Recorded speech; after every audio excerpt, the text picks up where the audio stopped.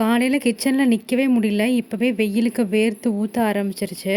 நைட்டுமே பார்த்திங்கன்னா ஃபேன் ஓடுற பக்கம் மட்டும்தான் காற்று வருது. ஃபேன் இல்லாத பக்கம் நல்லா வேர்க்க ஆரம்பிச்சிருச்சு. இப்போவே வந்துட்டு வெயிலோட இது ரொம்ப ஜாஸ்தியாக இருக்குது. சம்மர் வந்ததுமே நான் ஃபஸ்ட்டு யோசிக்கிற ஒரே விஷயம் ஹேர் கட் பண்ணுறது மட்டும்தான்.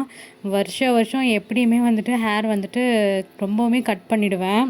அதுக்கப்புறம் வருஷம் ஃபுல்லாக வந்துட்டு வளர்த்துவேன். இதையே தான் வந்துட்டு வருஷம் நான் ரொட்டீனாக ஃபாலோ பண்ணிகிட்ருக்கேன். இப்போவுமே பார்த்திங்கன்னா கொண்டை தான் போட்டிருக்கேன். எப்படா ஹேரை கட் பண்ணலான்னு யோசிச்சுட்ருக்கேன். சம்மர்னு வந்ததுன்னே உங்களுக்கு என்ன ஞாபகம் வரும்னு சொல்லிட்டு கீழே கமெண்ட் பண்ணுங்கள். காலையில் பாப்பாவை ஸ்கூலுக்கு அனுப்புறதுக்கு 3 பேர் தேவைப்படுறாங்க. ஒரு பாப்பா இருக்கிற எனக்கே இவ்வளோ கஷ்டம்னா 2 பாப்பா இருக்கிறவங்களாம் என்ன பண்ணுறாங்களோ தெரியல.